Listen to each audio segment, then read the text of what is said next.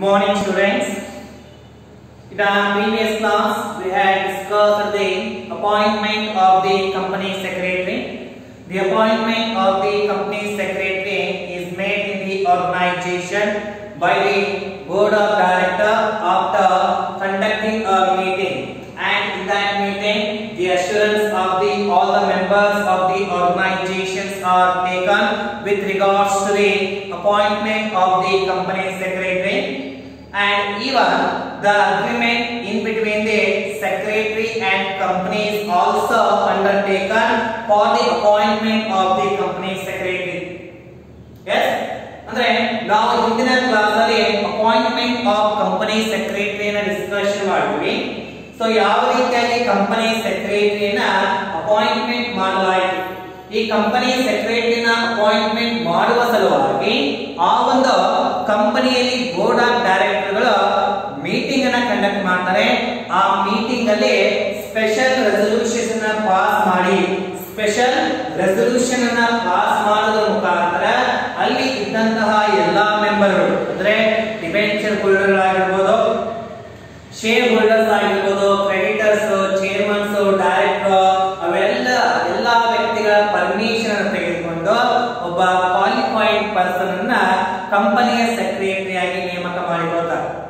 ಅದರ ಜೊತೆಗೆ ಯಾವಾಗ ಕಂಪನಿ ಸೆಕ್ರೆಟರಿಯಿಂದ ಸಿಎಸ್ ಅಂತ ಅಪಾಯಿಂಟ್ಮೆಂಟ್ ಮಾಡ್ತಾ ಇರ್ತಾರೆ, ಮಾಡುವಂತಹ ಸಂದರ್ಭದಲ್ಲಿ ಕಂಪನಿ ಮತ್ತೆ ಆ ಸೆಕ್ರೆಟರಿ ಸಿಎಸ್ ನಡುವೆ ಒಪ್ಪಂದ ಆಗುತ್ತೆ. ಆ ಒಪ್ಪಂದ ಹಲವಾರು ವಿಷಯಗಳಿಗೆ ಸಂಬಂಧಪಟ್ಟಿರುತ್ತೆ. Right? The agreement is relating to the so many aspects. It may relate to the remuneration, it may relating to the duties, liabilities, and all things. Those all aspects we had discussed in the previous class. And today in this class we are discussing the another important aspect of the CS, that is dismissal of the company secretary. Dismissal of CS. Company secretary is treated as a normal workers of the organization. How the workers of the organizations are there, in the same manner the company secretary is also treated. ಅಂದ್ರೆ company ಸೆಕ್ರೆಟರಿಯು ಆ ಕಂಪನಿಯ ಒಬ್ಬ worker ಆಗಿರ್ತಾನೆ. ಯಾವ ರೀತಿಯಾಗಿ other worker ಇದ್ದಾರೆ ಅಂದ್ರೆ ಬೇರೆ ಎಂಪ್ಲಾಯಿಗಳು ಇದ್ದಾರೆ, ಅವರ ರೀತಿಯಲ್ಲಿ ಕಂಪನಿ ಸೆಕ್ರೆಟರಿ ಕೂಡ ಕಂಪನಿಯ ಒಬ್ಬ ವರ್ಕರ್. ಹೀಗಾಗಿ so whatever the laws are applicable, whatever the methods are applied for the dismissal of the employees, right, other staff of the organization, in the similar manner the dismissal of the company secretaries are made in the organization.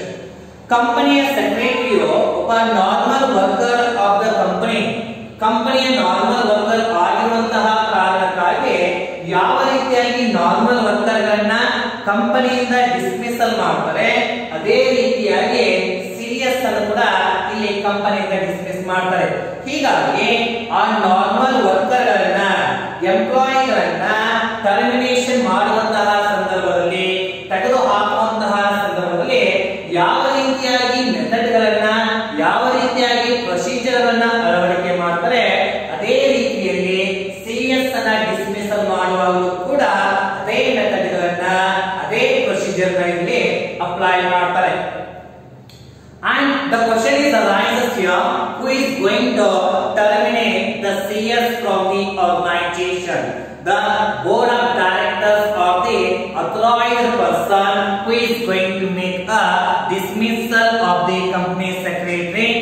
As dismissal of the secretary depends upon the terms and condition of the appointment. ಹಾಗಾದ್ರೆ ಈ company ಸೆಕ್ರೆಟರಿನ ಯಾರು dismissal ಮಾಡ್ತಾರೆ ಎಂಬ question ಬರುತ್ತೆ. ಕಂಪನಿಯ ಸೆಕ್ರೆಟರಿಯನ್ನ dismissal ಮಾಡುವಂತಹ ಅಧಿಕಾರ ಯಾರಿಗಿರುತ್ತಪ್ಪ ಅಂತ ಹೇಳಿದ್ರೆ ಬೋರ್ಡ್ ಆಫ್ ಡೈರೆಕ್ಟರ್ಗೆ ಇರುತ್ತೆ. ಬೋರ್ಡ್ ಆಫ್ ಡೈರೆಕ್ಟರ್ಗಳು ಕಂಪನಿ ಸೆಕ್ರೆಟರಿನ ಅಪಾಯಿಂಟ್ಮೆಂಟ್ ಮಾಡುವಾಗ ಅಲ್ಲಿ ಲಾಸ್ಟ್ ಪಾಯಿಂಟ್ ನೋಡಿ ನಾವು ಡಿಸ್ಮಿಸಲ್, ರಿಟೈರ್ಮೆಂಟ್ ಅಂತ ಹೇಳಿ ಲಾಸ್ಟ್ ಪಾಯಿಂಟ್ ನೋಡ್ತೀವಿ. ಆ ಒಂದು ಟರ್ಮ್ಸ್ ಗೆ ಅನುಗುಣವಾಗಿ, ಆ ಒಂದು ಕಂಡೀಷನ್ ಗೆ ಅನುಗುಣವಾಗಿ ಕಂಪನಿಯ ಸೆಕ್ರೆಟರಿಯನ್ನ ಇಲ್ಲಿ ಡಿಸ್ಮಿಸಲ್ ಮಾಡಲಾಗುತ್ತೆ. So whatever the terms and conditions were mentioned in the agreement of the appointment in relation to the retirement, in relation to the dismissal of the company secretary, based upon that term, based upon that condition, the dismissal of the secretaries are made. ಅಂದ್ರೆ appointment ಮಾಡುವಂತಹ ಸಂದರ್ಭದಲ್ಲಿ ಆ agreement ಅಲ್ಲಿ ಒಂದು condition, agreement ಅಲ್ಲಿ ಬಹಳ condition ಇವೆ. ನಾವು ಹಿಂದಿನ ಕ್ಲಾಸ್ ಅಲ್ಲಿ ನೋಡ್ತಾ ಹೋದ್ವಿ. ಅದರಲ್ಲಿ ಲಾಸ್ಟ್ ಕಂಡೀಷನ್ ಒಂದಿತ್ತು. ಯಾವ ಕಂಡೀಷನ್ ಅಂದ್ರೆ ಆ ಸೀರಿಯಸ್ ರಿಟೈರ್ಮೆಂಟ್, ಡಿಸ್ಮಿಸಲ್, ರೆಸಿಗ್ನೇಷನ್ ಗೆ ಸಂಬಂಧಪಟ್ಟ ಹಾಗೆ ಕಂಡೀಷನ್ ಗಳಲ್ಲಿ ಏನಿರುತ್ತವೆ ಆ ಕಂಡೀಷನ್ ಗಳ ಆಧಾರದ ಮೇಲೆ ಬೋರ್ಡ್ ಆಫ್ ಡೈರೆಕ್ಟರ್ ಕಂಪನಿಯ ಸೆಕ್ರೆಟರಿನ ಡಿಸ್ಮಿಸಲ್ ಮಾಡ್ತಾರೆ ಎಂಬುವಂತದ್ದು. So that what they are saying here, the dismissal of the company secretary is totally depends upon the terms and conditions were mentioned in the appointment order. Right? Appointment ಮಾಡುವ ಸಂದರ್ಭದಲ್ಲಿ ಯಾವ ರೀತಿಯಾಗಿ agreement ಆಗಿರುತ್ತೆ ಆ agreement ಗೆ ಅನುಗುಣವಾಗಿ ಆ termination condition ಗೆ ಅನುಗುಣವಾಗಿ ಕಂಪನಿ ಸೆಕ್ರೆಟರಿಯಲ್ಲಿ ಟರ್ಮಿನೇಷನ್ ಮಾಡ್ತಾರೆ. So if the condition were mentioned in the appointment of the company secretary, the company secretary is going to work for a minimum period. For example, we will take here his one particular company secretary is going to work for 10 years. ಅಂದ್ರೆ ಒಬ್ಬ ಆ agreement ಅಲ್ಲಿ ಈ company secretary 10 ವರ್ಷಗಳ ಕಾಲ ಆತ ಕಂಪನಿಯಲ್ಲಿ secretary work ಮಾಡ್ತಾರೆ ಅಂತ ಹೇಳಿ ಕಂಡೀಷನ್ ಬರೆದಿದ್ರು ಅಂತ ಹೇಳಿದ್ರೆ automatically the dismissal of company secretary will made after the completion of 10 year. 10 ವರ್ಷ ಅಂತ ಬರೆದಿದ್ರು, 10 ವರ್ಷ ಸರ್ವಿಸ್ ಆಯ್ತು ಅಂದ್ರೆ ಆಟೋಮೆಟಿಕಲಿ ಕಂಪನಿ ಸೆಕ್ರೆಟರಿ ತನ್ನ 10 ವರ್ಷಗಳ ಕಾಲ ಸರ್ವಿಸ್ ಅನ್ನು ಮುಗಿಸಿ ಆತ ಆಟೋಮೆಟಿಕಲಿ ಡಿಸ್ಮಿಸಲ್ ಆಗ್ತಾನೆ ಎನ್ನುವಂತದ್ದು. ಸೊ ಅದಕ್ಕೆ ಕಂಪನಿ ಸೆಕ್ರೆಟರಿಯ ಡಿಸ್ಮಿಸಲ್ ಯಾರ ಕೈಯಲ್ಲಿ ಇರುತ್ತೆ? ಬೋರ್ಡ್ ಆಫ್ ಡೈರೆಕ್ಟರ್ ಕೈಯಲ್ಲಿ ಇರುತ್ತೆ. ಆದ್ರೆ ಆ ಬೋರ್ಡ್ ಆಫ್ ಡೈರೆಕ್ಟರ್ ಅಪಾಯಿಂಟ್ಮೆಂಟ್ ಆಗುವಾಗ ಡಿಸ್ಮಿಸಲ್ ಗೆ ಸಂಬಂಧಪಟ್ಟ ಹಾಗೆ ಕಂಡೀಷನ್ ಇದೆ. ಆ ಕಂಡೀಷನ್ ಆಧಾರದ ಮೇಲೆ ಕಂಪನಿ ಸೆಕ್ರೆಟರಿಯನ್ನ ಡಿಸ್ಮಿಸಲ್ ಮಾಡ್ತಾರೆ. Based upon the termination condition of the company secretary, the board of directors are going to dismiss the company secretaries. Okay? And based upon and apart okay. So apart from the conditions were mentioned in the appointment of the company secretary in relation to dismissal, some other criteria are there where company secretaries are dismissed. Right? ಆ ಒಂದು condition appointment ಆಗುವಂತಹ ಸಂದರ್ಭದಲ್ಲಿ ಆ dismissal ಗೆ ಸಂಬಂಧಪಟ್ಟ ಹಾಗೆ condition ಬಿಟ್ಟು, ಆ ಡಿಸ್ಮಿಸಲ್ ಕಂಡೀಷನ್ ಬಿಟ್ಟು ಇನ್ನೂ ಕೆಲವೊಂದಷ್ಟು ಸಂದರ್ಭಗಳಲ್ಲಿ ಕಂಪನಿ ಸೆಕ್ರೆಟರಿಯು ಡಿಸ್ಮಿಸಲ್ ಆಗ್ತಾನೆ. So what are those conditions? What are those criteria in which company secretaries are dismissed? Let me see here. The following are the grounds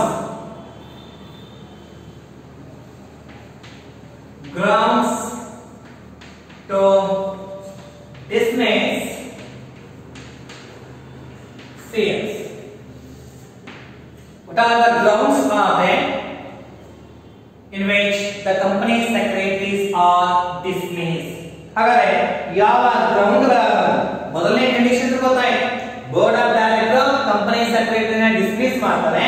ಆದ್ರೆ ಆ ಡಿಸ್ಮಿಸಲ್ ಅಪಾಯಿಂಟ್ಮೆಂಟ್ ಆಗುವಂತಹ ಸಂದರ್ಭದಲ್ಲಿ ಆ ಡಿಸ್ಮಿಸಲ್ ಕಂಡೀಷನ್ ಆಧಾರದ ಮೇಲೆ ಡಿಪೆಂಡ್ ಆಗಿರುತ್ತೆ ಅನ್ನೋದು ಮೊದಲನೇ condition. Apart from that condition, dismissal condition, some other grounds are there in which company secretaries are terminated.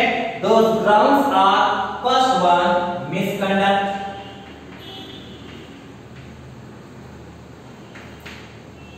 So misconduct in the sense here, whenever company secretary does the work which is beyond the limit of the CS, right?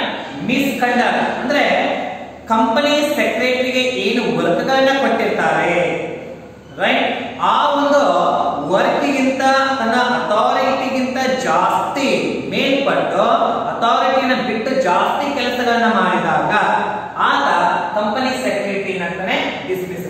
Misconduct ಅರ್ಥ ಏನಪ್ಪಾ ಅಂದ್ರೆ ಏನಾದ್ರು negative ಆಕ್ಟಿವಿಟಿಗಳನ್ನ ಮಾಡಿದ, ಏನಾದ್ರು ಒಂದಷ್ಟು ಕಂಪನಿಗೆ ಧಕ್ಕೆ ಬರುವಂತಹ ಆಕ್ಟಿವಿಟಿಗಳನ್ನ ಮಾಡಿದ್ರು ಅಂತ ಹೇಳಿದ್ರೆ ಆಟೋಮೆಟಿಕಲಿ ಅಂತಹ ಸಂದರ್ಭದಲ್ಲಿ ಕಂಪನಿ ಸೆಕ್ರೆಟರಿಯು ಡಿಸ್ಮಿಸಲ್ ಆಗ್ತಾನೆ, right?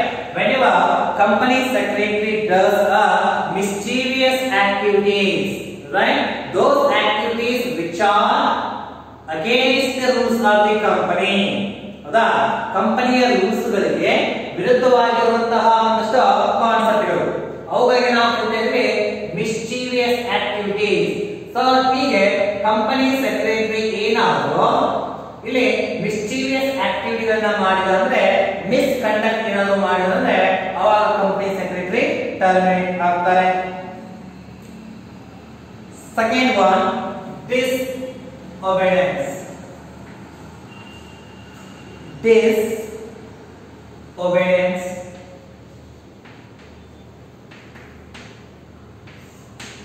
Disobedience is the another ground in which CS is going to be dismissed. Disobey in the sense he is not going to listen the words of the board of director. He is not going to follow the instruction where provided by the board of director. Then CS is going to be terminated. ಅರ್ಥ ಏನಾಗುತ್ತೆ, ಕಂಪನಿಯಲ್ಲಿ ಇರುವಂತಹ ಡೈರೆಕ್ಟರ್ಗಳು ಹೇಳಿದಂತಹ work ಅನ್ನ ಏನಾದ್ರು ಓಪೆ ಮಾಡಿಲ್ಲ ಅಥವಾ ಅದನ್ನ ಕೇಳಿಲ್ಲ ಅಂತ ಹೇಳಿದಾಗ ಅವಾಗಲೂ ಕೂಡ ಬೋರ್ಡ್ ಆಫ್ ಡೈರೆಕ್ಟರ್ ಸಿಎಸ್ ಅನ್ನ ಇಲ್ಲಿ ಡಿಸ್ಮಿಸ್ ಮಾಡಬಹುದು. ಬೋರ್ಡ್ ಆಫ್ ಡೈರೆಕ್ಟರ್ ನಮ್ಮ ಮಾತನ್ನ ಕೇಳಿಲ್ಲ ಅಂತ ಹೇಳಿದ್ರೆ ಅವಾಗ ಆತ ಡಿಸ್ಮಿಸಲ್ ಆಗ್ತಾನೆ. Death cause. So if death of the CS is happen, ಒಂದು ವೇಳೆ CS ಏನಾದರೂ ತನ್ನ ಅವಧಿ ಇದ್ದಾಗ ತೀರ್ಕೊಂಡ ಅಂತ ಹೇಳಿದ್ರೆ it's an inevitable situation. It's an inevitable situation on part of the company to terminate the company secretary and appoint the new secretary in the place of old one. ಹೌದಾ, secretary ಏನಾದರೂ ತೀರ್ಕೊಂಡ, ಸತ್ತು ಹೋದ ಅಂತ ಹೇಳಿದ್ರೆ ಅಂತಹ ಸಂದರ್ಭದಲ್ಲಿ ಅದು ಬೋರ್ಡ್ ಆಫ್ ಡೈರೆಕ್ಟರ್ಗೆ ಇನ್ಎವಿಟಬಲ್ ಸಿಚುವೇಶನ್, ಅನಿವಾರ್ಯ ಪರಿಸ್ಥಿತಿ ಬಂದ್ಬಿಡುತ್ತೆ. ಅಂತಹ ಸಂದರ್ಭದಲ್ಲಿ ಆ ವ್ಯಕ್ತಿಯನ್ನು ಟರ್ಮಿನೇಷನ್ ಮಾಡಿ ಅವನ ಜಾಗದಲ್ಲಿ ಇನ್ನೊಬ್ಬ ವ್ಯಕ್ತಿಯನ್ನ ಸಿಎಸ್ ಆಗಿ ಅಪಾಯಿಂಟ್ಮೆಂಟ್ ಮಾಡ್ತಾರೆ. Next, ಇನ್ಸ್ಯಾನಿಟಿ.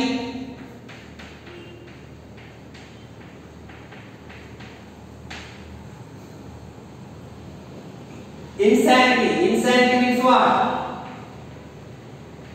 ಹುಚ್ಚುತನ.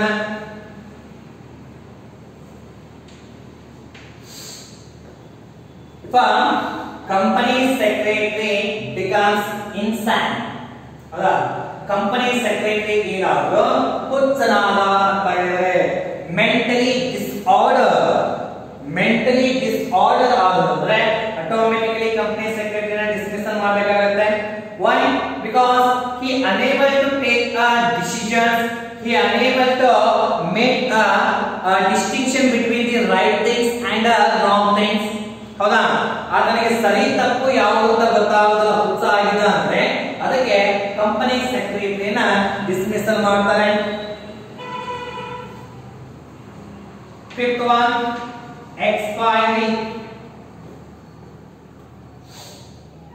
expiry of appointment period.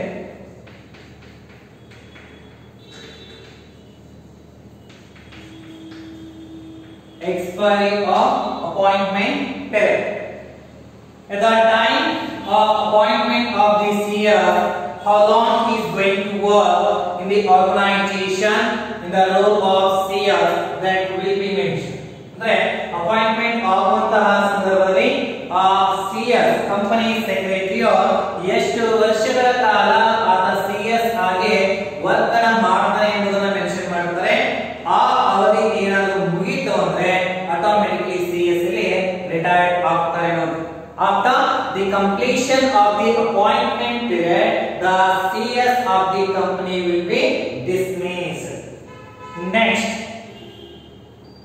on liquidation of the company, sixth one, on liquidation of company.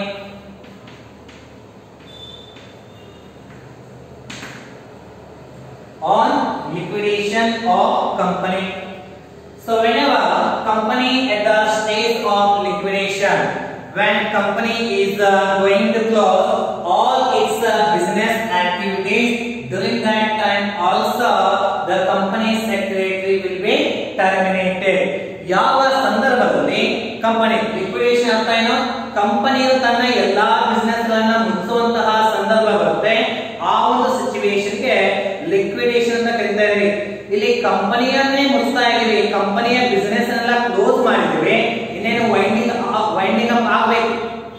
So liquidation ಮಾಡ್ತಾ ಇದೀವಿ ಅಂದ್ರೆ ಅಂತ ಸಂದರ್ಭದಲ್ಲೂ ಕೂಡ ಆತನ ಸಿಎಸ್ ಆಗಿ ಇಟ್ಕೊಂಡಾಗ ಏನು ಉಪಯೋಗ, ಕರೆಕ್ಟಾ? ಹೀಗಾಗಿ ಕಂಪನಿಯು ತನ್ನ ಬಿಸಿನೆಸ್ ಗಳನ್ನ ಮುಚ್ಚುತ್ತಾ ಇದೆ ಅಂತ ಹೇಳಿದ್ರೆ ಅಂತಹ ಸಂದರ್ಭದಲ್ಲಿ ಕೂಡ ನಾವು ಕಂಪನಿಯ ಸೆಕ್ರೆಟರಿನ ಟರ್ಮಿನೇಷನ್ ಮಾಡಬಹುದು. Next, breach of terms of contract.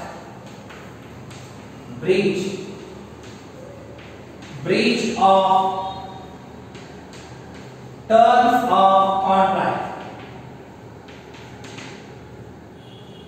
So whenever the breach in the sense one, breach andre muriyodu, right? breach andre muriyodu. So terms of contract, right? ಆತನ ಅಪಾಯಿಂಟ್ಮೆಂಟ್ ಮಾಡುವಾಗ ಆತನ ಡ್ಯೂಟಿಗಳ ಬಗ್ಗೆ, ಆತನ ವರ್ಕ್ ಬಗ್ಗೆ, ಲಯಾಬಿಲಿಟಿಗಳ ಬಗ್ಗೆ ಕಂಡೀಷನ್ ಮೆನ್ಷನ್ ಮಾಡಲಾಗಿದೆ. So whenever the breach of these all things are made, ಆತ ತನ್ನ ಡ್ಯೂಟಿಗಳನ್ನ ಮಾಡುವಂತ ಸಂದರ್ಭದಲ್ಲಿ ತಪ್ಪಿದ, ತನ್ನ ಲಯಾಬಿಲಿಟಿಗಳನ್ನ ಮಾಡೋದ್ರಲ್ಲಿ ತಪ್ಪಿದ, ತನ್ನ ವರ್ಕ್ ಅನ್ನ ಮಾಡೋದ್ರಲ್ಲಿ ಏನಾದರೂ ಮಿಸ್ಟೇಕ್ ಅನ್ನ ಮಾಡಿದ ಅಥವಾ ತಪ್ಪಿದ ಅಂತ ಹೇಳಿದ್ರೆ breach of terms of contract ಆಯ್ತು ಅಂದ್ರೆ ಆವಾಗಲೂ ಕೂಡ ಕಂಪನಿ ಸೆಕ್ರೆಟರಿಯನ್ನ ಡಿಸ್ಮಿಸಲ್ ಮಾಡಬಹುದು. Fraud and dishonesty. fraud and dishonesty. So whenever the CS of the company is found with a fraud and dishonesty with the works of the organization, ಅಲ್ಲ company secretary ಏನಾದರೂ ಕಂಪನಿಯಲ್ಲಿ fraud ಅನ್ನು ಮಾಡೋದ್ರಲ್ಲಿ ಸಿಕ್ಕಾಕೊಂಡ ಅಥವಾ ಡಿಸ್ಹಾನೆಸ್ಟಿ ಅನ್ನು ಮಾಡ್ತಾ ಇದ್ದ, ಡಿಸ್ಹಾನೆಸ್ಟ್ ಅಂದ್ರೆ ವರ್ಕ್ ಅನ್ನ ಸರಿಯಾಗಿ ಮಾಡದೇ ಇರುವಂತಹ ಸಂದರ್ಭದಲ್ಲಿ ಮಾಡ್ತಾ ಇಲ್ಲ, ಅಂತ ಸಂದರ್ಭದಲ್ಲಿ ಏನಾದರೂ ಸಿಎಸ್ ಸಿಕ್ಕಾಕೊಂಡಾದ್ರೆ ಅವಾಗ ಕೂಡ ಕಂಪನಿ ಸೆಕ್ರೆಟರಿನ ಇಲ್ಲಿ ತೆಗೆದು ಹಾಕಬಹುದು ಅನ್ನುವಂಥದ್ದು. So these are the other grounds in which company secretary will be terminated. Right? So this is about the dismissal of the CS. Okay? So in brief we can say dismissal of company secretary in the sense is a termination of the CS. So who is going to make a termination? Board of directors are going to terminate the secretaries of the company according to the terms and conditions which are mentioned at the time of appointment of the CS. Right? Apart from that, so some other grounds are there in which company secretary is going to dismiss here. These are the 8 conditions. Misconduct, ಏನಾದರೂ misconduct ಅನ್ನ ಮಾಡಿದ್ರೆ, ಅದರ work ಗಳನ್ನು ತಪ್ಪಾಗಿ ಮಾಡಿದ್ರೆ ಅಥವಾ ತನ್ನ power ಅನ್ನ ತನ್ನ ಲಿಮಿಟ್ ಅನ್ನ ಬಿಟ್ಟು ಕ್ರಾಸ್ ಮಾಡಿದ್ರೆ ಅವಾಗ ಡಿಸ್ಮಿಸ್ ಆಗ್ತಾರೆ. ಡಿಸ್ಒಬಿಡಿಯನ್ಸ್, ಇನ್ಸ್ಟ್ರಕ್ಷನ್ ಗೈಡೆನ್ಸ್ ಅವರ ಮಾತನ್ನ ಏನಾದರೂ ಕೇಳದೆ ಇದ್ದಾಗ, ಡೆತ್ ಆಯಿತು, ಇನ್ಸ್ಯಾನಿಟಿ, expiry of appointment period, on liquidation of company, breach of terms